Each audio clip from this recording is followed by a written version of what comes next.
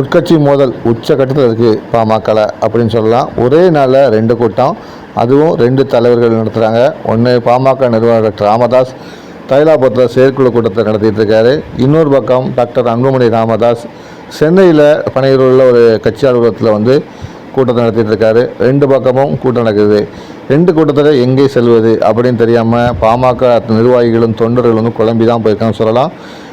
தீவிர ஆதரவாளராக இருக்கக்கூடியவர்கள் தங்கள் தலைவர் பக்கம் சென்றிருக்காங்க. அன்புமணி பக்கம் ஆதரவாக இருக்கவங்க அன்பு பக்கமும், டாக்டர் ராமதாஸ் பக்கம் இருக்கவங்க டாக்டர் ராமதாஸ் பக்கமும் போயிருக்காங்க. ஒரு சிலர் இப்போ நடுநிலையாக கூட்டத்துக்கு பங்கேற்கிறத சொல்லலாம். அந்த அளவுக்கு பாமகவில் கடும் கோஷ்டி பூசல் நிலவிட்டு வருது. இதுக்கு முற்றுப்புள்ளியே இல்லைன்னு சொல்லலாம்.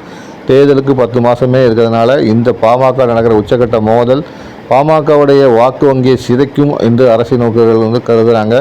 2 தலைவர்களில் யாருக்கு செல்வாக்கு இந்த 2 தலைவர்களுமே குறிச்சிட்டு இருக்கிறதுனால மோதி பார்க்கும் நிலை உருவாகி இருப்பதாக அரசியல் பார்க்குறாங்க. பாமக 2026 சட்டசபை தேர்தலை யார் தலைமையில் சந்திக்கும் என்பது இவர்களுக்கு 2க்கும் நடுவில் நடக்கும் போட்டியில் வெற்றி பெறுவோரே தீர்மானிப்பார் என்று அரசியல் வட்டாரங்களால் பரபரப்பாக பேசப்பட்டு வருகிறது.